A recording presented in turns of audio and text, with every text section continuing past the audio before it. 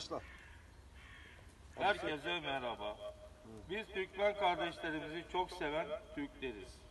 Türkmenler var oldukça biz de var olacağız. Onları her zaman koruyacağız. Yanlış yapan Türk başına bela alır Türklerden. Bu böyle biline. Teşekkür ederim. Gün bolsun. Gün bol Haramdağ, gün bol. Gün bolsun Haramdağ.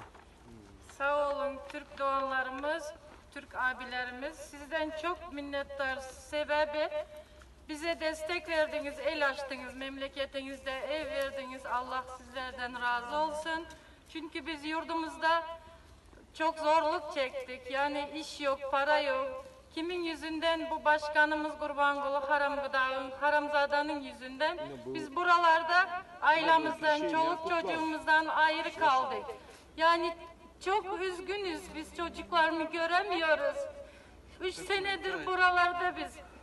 Yani gitsek gelemiyoruz. Kimin yüzünden Gurbangulu? Sen Allah belanı versin sen. İnşallah Gün bol Allah'ından Haramdağ. bul.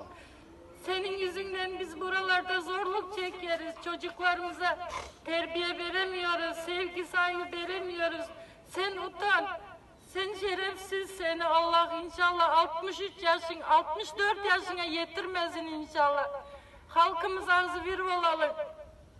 Bu eden çıkışlarımız inşallah bundan da artsın, nasip olsa biz de Gurbangulu Haramzada Kiçirek